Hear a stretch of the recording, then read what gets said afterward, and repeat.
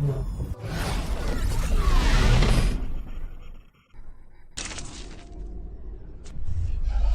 سالم بن عبداللہ رحمت اللہ علیہ کا ایک واقعہ ہے کہ آپ مکہ مکرمہ میں بیت اللہ کا طواف کر رہے تھے. وقت کا حاکم بھی طواف کرنے آیا. اس نے جب دیکھا کہ ایک اتنے بڑے عالم بزرگ وہ بھی طواف کر رہے ہیں, اس نے سلام کیا اور سلام کر کے اس نے کہا کہ حضرت کوئی ضرورت ہو تو بتائیے میں پوری کر دوں.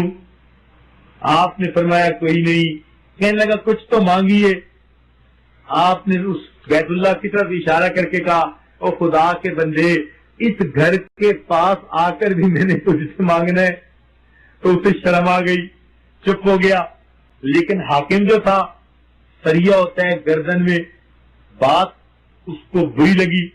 طواف کر کے جب آپ باہر نکلے, ہیلے بہانے سے وہ بھی اسی دروازے سے باہر نکلا عین اسی وقت پر, اور پھر اس نے راستہ روکا.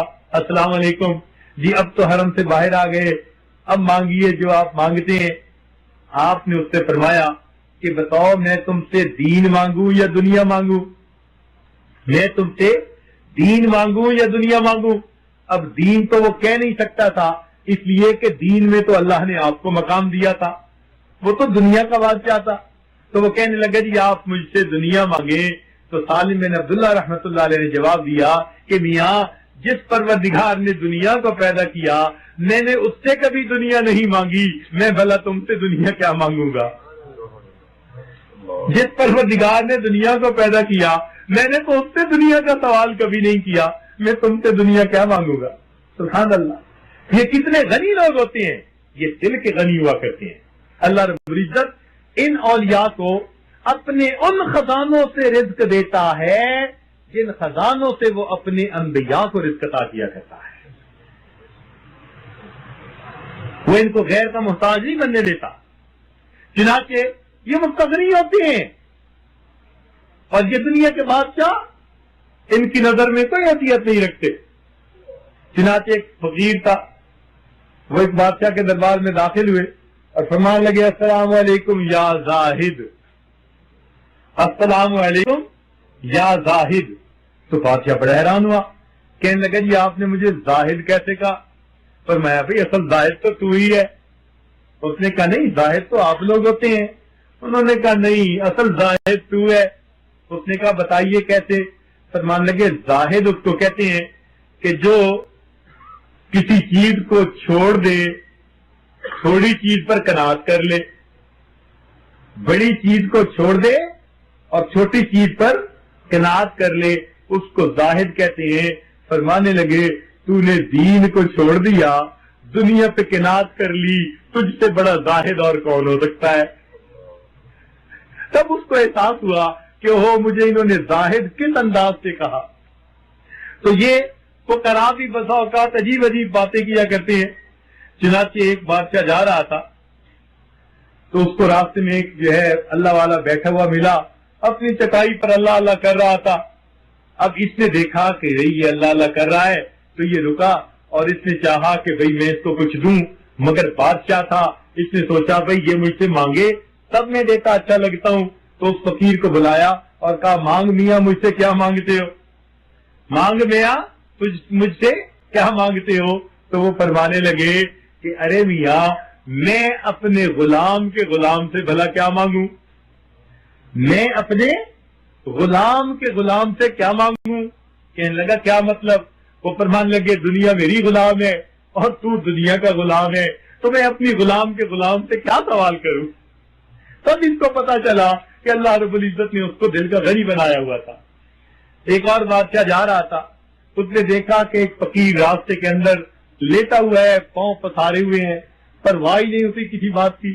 اب بادشاہ کی سواری گزرنی تھی, ہٹو بچو پولیس شور مچا رہی تھی, لیکن یہ مزے سے ٹانگیں پھیلا کے سویا ہوا ہے. بادشاہ گزرا تو اس نے اس کی طرف دیکھا, اس نے اس کی طرف دیکھا, تو بادشاہ نے اس کی طرف جو ہے اشارتاً ایک سوال کیا. کہنے لگا میاں پاؤں کب سے پھیلانے شروع کیے؟ اس نے وہیں سے جواب دیا کہ جی جب سے میں نے ہاتھ سمیٹے ہیں تب سے میں نے پاؤں پھیلا دیے ہیں.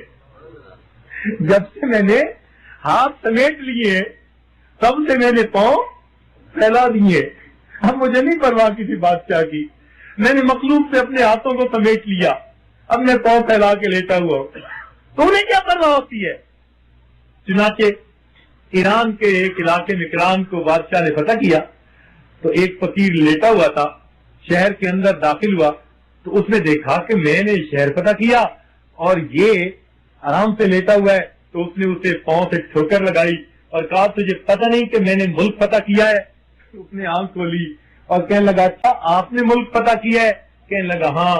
کہنے لگا ہم سنا کرتے تھے کہ ملک فتح کرنا تو بادشاہوں کا کام ہوتا ہے اور لات مارنا گدھوں کا کام ہوتا ہے، میں حیران ہوں کہ آج کل کے گدھے ملکوں کو فتح کرتے پھرتے ہیں۔ تو ان فقیروں کو آپ آزما کے دیکھیے، یہ دل کے امیر ہوتے ہیں، یہ دنیا کے مال پیسے اور ٹکے ان کی نظر میں کوئی حیثیت نہیں رکھا کرتے، یہ ٹھیکریوں کی مانند ہوتے ہیں۔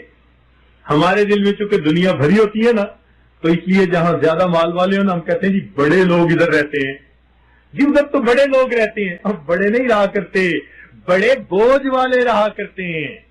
یوں نہ کہا کرو ادھر بڑے لوگ رہتے ہیں، ہمیشہ یوں کہا کرو ادھر بڑے بوجھ والے رہتے ہیں، ان کے بوجھ بہت بڑے بڑے، کہاں کہاں سے کمایا، ایش کوئی کرے گا، ہر حساب ان کو دینا پڑے گا۔ تو یاد رکھنا ایک بات کہ کچھ لوگ مالدار ہوتے ہیں اور کچھ لوگ مال کے چوکی دار ہوتے ہیں۔ کچھ لوگ مالدار ہوتے ہیں، مالدار تو وہ ہے جسے اللہ نے دیا اور وہ اسے اللہ کے راستے میں خوب خرچ کر رہا ہے، کبھی مسجد بنوائی، مدرسہ بنایا، غریبوں پہ خرچ کیا، ضرورت مندوں پر، بیواؤں پر، یتیموں پر، فلاحی کاموں پہ خرچ کیا، آخرت کا ذخیرہ بنایا۔